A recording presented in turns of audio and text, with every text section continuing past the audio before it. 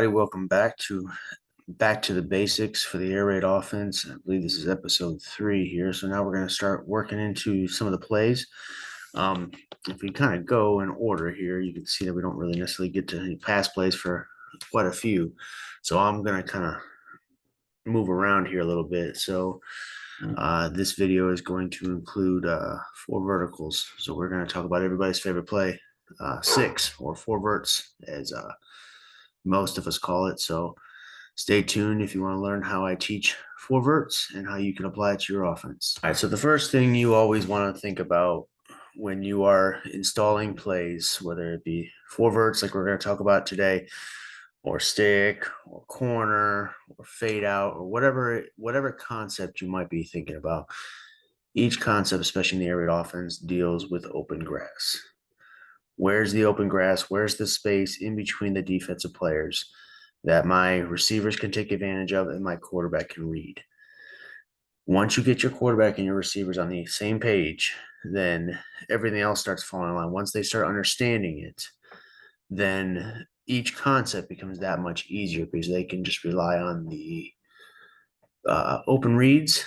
And so then you will eventually see, after plenty of repetition and practice, that the light bulb will start coming on and the kids will start getting it. And I think you can do this with any level, whether it be youth, middle school, and high school. I mean, obviously you have to change some certain things around on how you would teach it to make it a little bit more simple for youth, and then move it up to middle school and then eventually high school. But I believe that each level of age can understand open grass and where to find the open space, and you can teach the quarterback to kind of read these basic little things at any level. So again, like every concept we're going to talk about, especially the passing game, it has to do with open grass. Where is the open space? Because that's all what the air raid is basically about, is trying to find that open space and trying to exploit it. All right, so with open grass and open space in mind, we're going to talk about 4 verts. I'm going to show it through a couple of formations here, and we're going to talk about the space that we want to try and take advantage of. So really with 4 verts, it sounds like everyone's just going to go deep and we're just going to chuck it long, which theoretically, yeah, that's a lot of times what happens, okay, because the air raid is meant to take advantage of those short yardage throws, those easy completions first, and then all of a sudden you start seeing the defense creep down, and that's when you start going over the top to take the top off the defense. But the way I teach it, I've kind of borrowed this from some other coaches here, is with each route that a receiver is running, we want to take advantage of either the space behind the defender or in front of the defender. So in this regard, if I was going to start showing you just based off this look here, the open space right now is here, here, here, and then the space is here, right there. That's the space we want to take advantage of. So again, with what I just said previously, the easiest throw available, the quarterback comes to the line and he's thinking, which receiver is open right now? Do we have a receiver that I can just turn and throw the ball to right now and take that advantage of those quick yardages, those quick easy throws, that quick easy yardage, anywhere from 5 to 7 yards. And right now, yes, we do. We have Y, who is open right now. So we'll now that Y is open right now, his route changes. His route changes from a vertical to now about a 5-yard hitch. So instead, he'll run a 5-yard hitch, come back, and expect the ball right away. So literally what he's doing is he's trying to sell his vertical in about 4 or 5 steps, making a hard play and turning it to the inside, and that ball should be right there. So he's literally taking about 4 to 5 steps and turn around within 5 to 6 yards, getting that corner to turn his hips and run downfield, and then stopping on a dime and take advantage of those yards. That's the right now that is the easiest throw.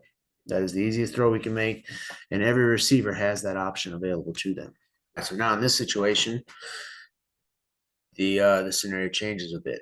So now what we are looking at now, the quarterback sees is he sees now technically I have three receivers open right now. He comes to the line and technically he has both slots open right now by the leverage and the alignment of the defense, and he's also got his Y open right now. So in this regard, we also tell the quarterback, or I tell the quarterback, to make the easiest throw first.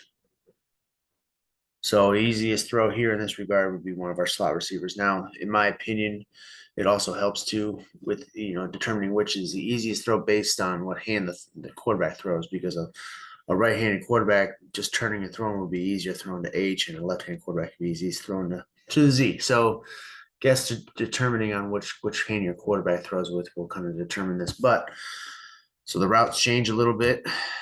So now, based on this, we have H, who's now going to run the hitch, turn to the inside, as well as Z. And so now we are taking advantage of the easy yardage. And the quarterback picks and chooses, and it's not, if he sees this and he comes to the line and he pre-snaps that he sees a receiver open right now, just based on leverage, he's just turning and firing. He's not getting into a drop back. He's not taking 3 steps. He's basically just maybe at most 1 step, and he's firing that ball right away. He's firing it right away.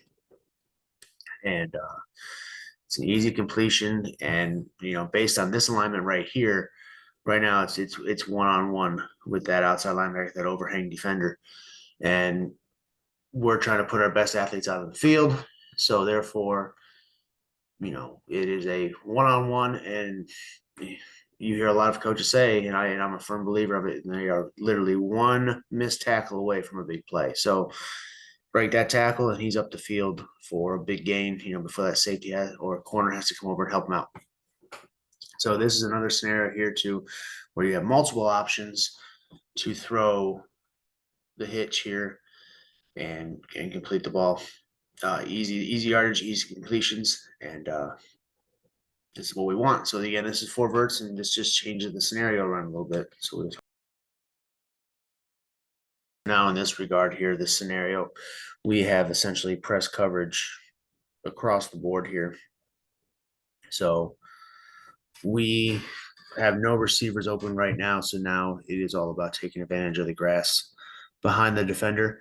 In this scenario, we are still telling the quarterback to read the slot players, because especially if we see a single high safety, then what we are looking at there is we are looking at which way does this safety break?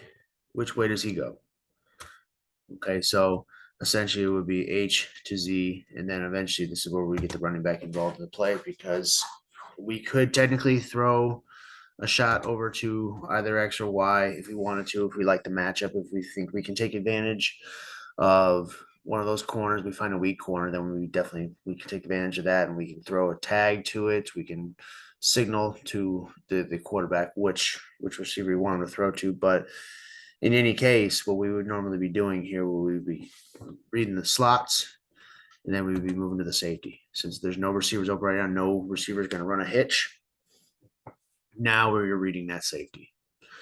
So quarterback's eyes, nobody's open right now. His eyes go post snap to this safety. And based on what the safety does, we'll determine whether he throws to the slots. If he doesn't like the matchup and this safety just stays, then theoretically all our receivers are running their defenders off. He throws out the swing to the running back out in that open grass, that open space out here in the flats. And our running back should have some open yardage to make a nice sizable gain before he has to deal with any defenders. So what we're looking at here is all receivers, if they are press coverage like this, all receivers have a mandatory outside release. They have to get outside.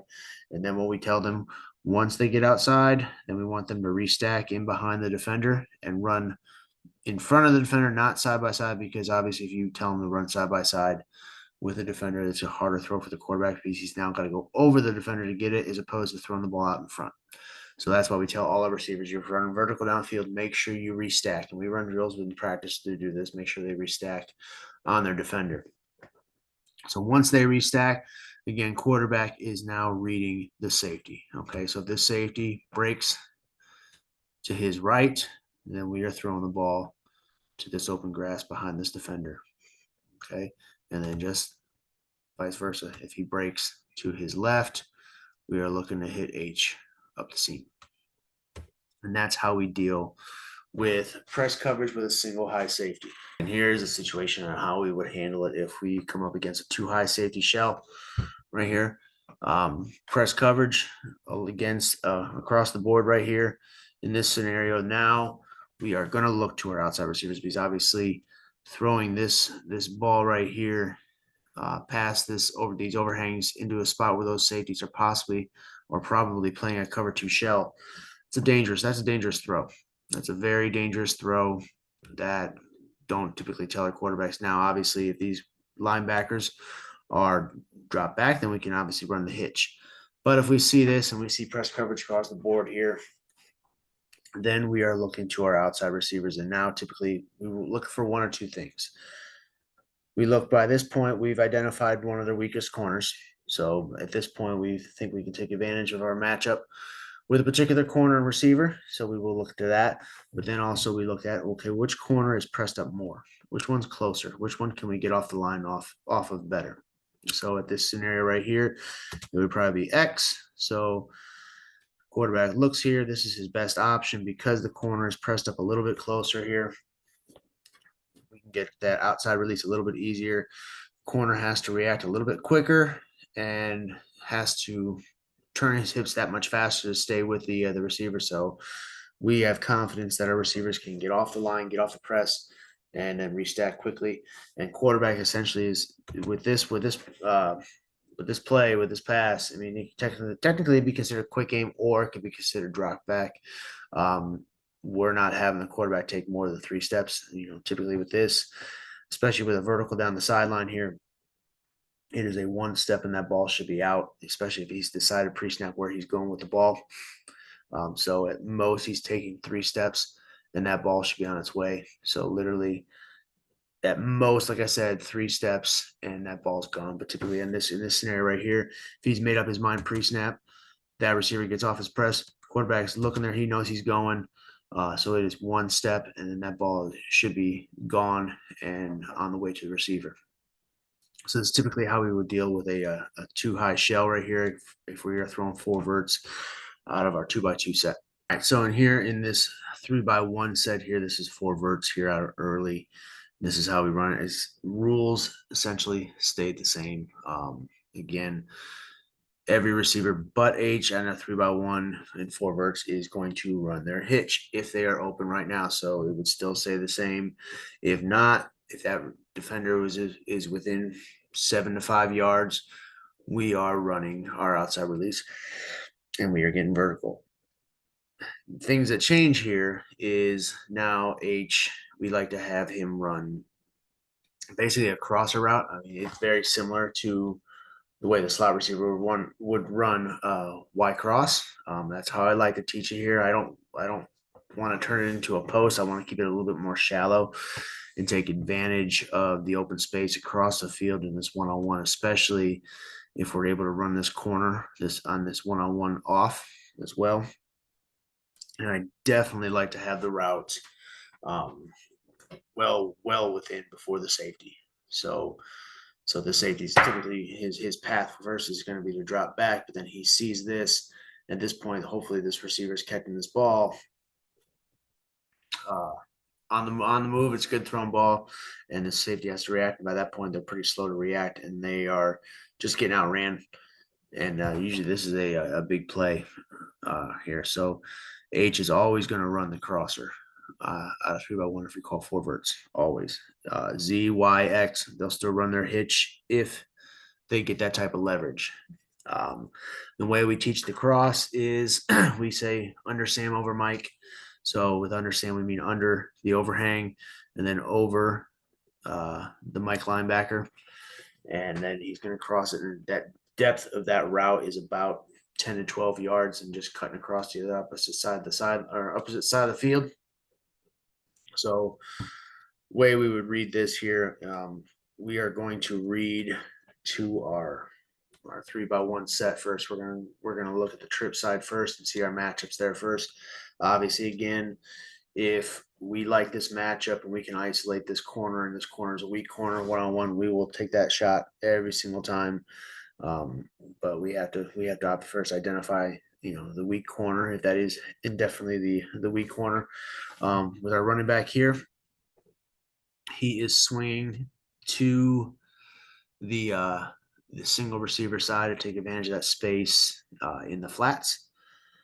And so, way we're reading this again, if anybody's open right now, we throw it to them. Okay, easiest throw first. That rule does not change. But then if we have this kind of a look right here where everyone's running their verticals, H is running their crosser, the way we'll read it inside out. So essentially, we'll read H to Z to Y, and if it's nothing there, then we'll hit the swing. Okay, and that's out of a single high look there. That's how we read it. So that is essentially four verts out of a 3x1. Now, any kind of 3x1 set that we call four verts in, it'll look very, very similar to this. And I'm just going to show you those quick examples here next. All right, so this would be our early bunch right here.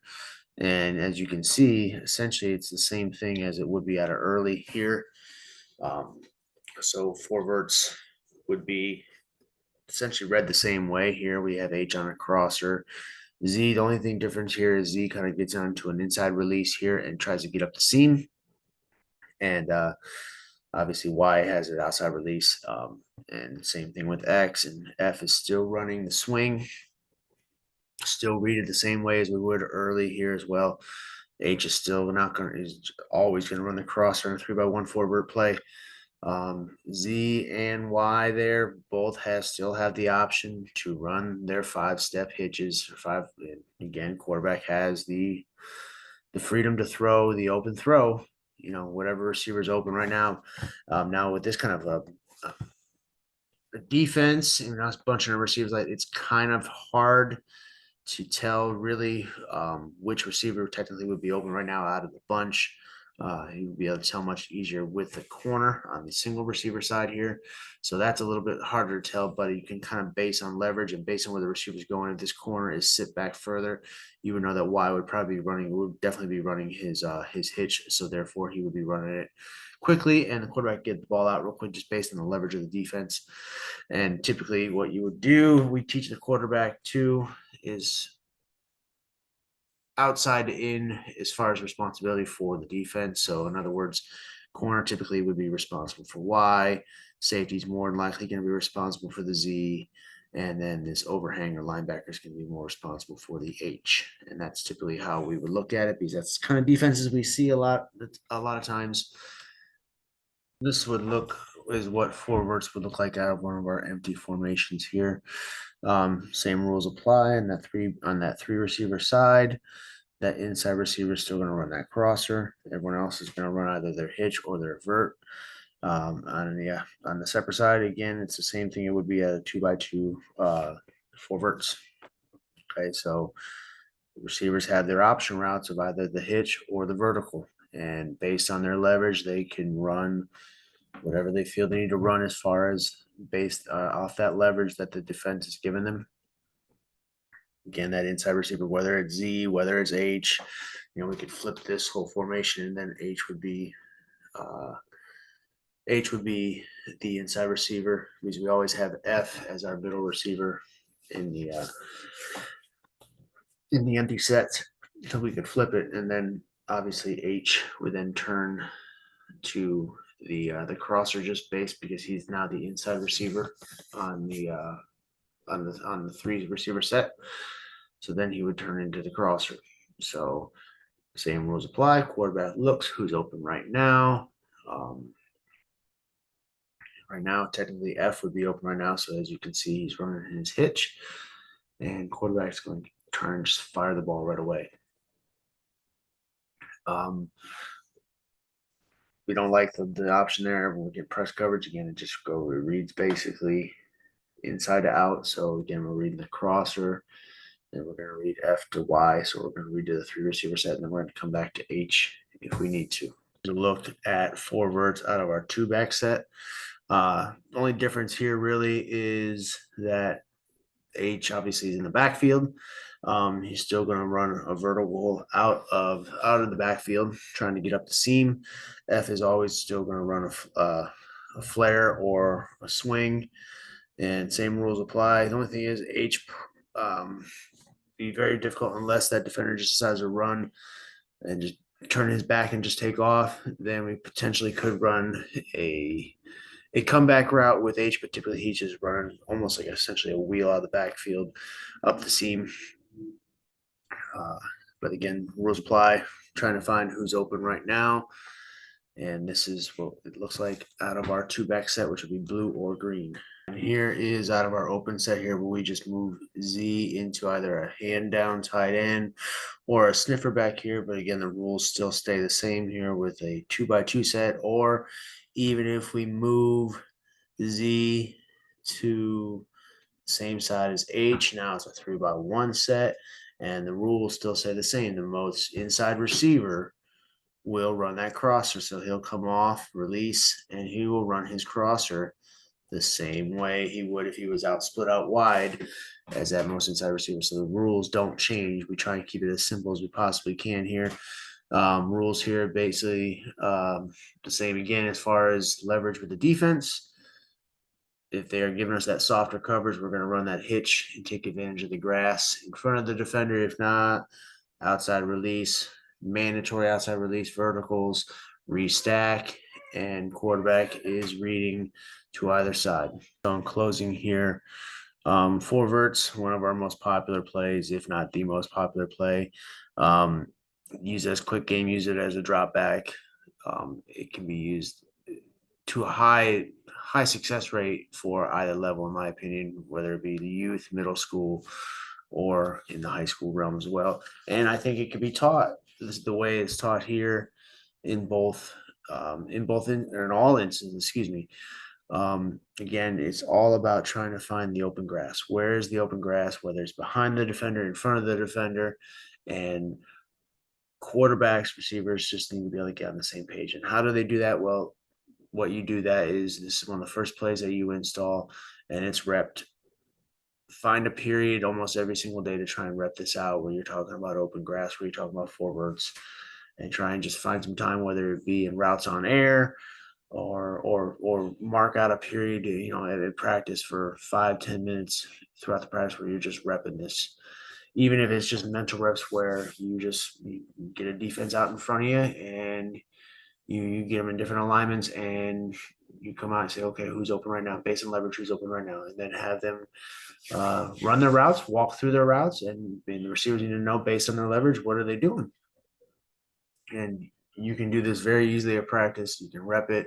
You can simulate it in routes on air as well, 7-on-7. So there's a lot of things you can do to get the reps to work this. But once you start doing it, it's going to start off a little iffy, but then it gets better and better with each rep as it goes on. But again, the big thing is just finding that open grass. Where's that space at? And the quarterback needs to understand which receiver's open right now. Where is my easiest throw? And that's what you're wanting them to do. And this play could be extremely dangerous if once it's understood, and once the quarterback, once the receivers get it, it can be ran to a high level. And with regards to 3x1 sets, once you set those rules, try and make those rules stick for no matter what kind of formation you're in, just based off a 3x1 look, or even a 3x2 look in that empty look.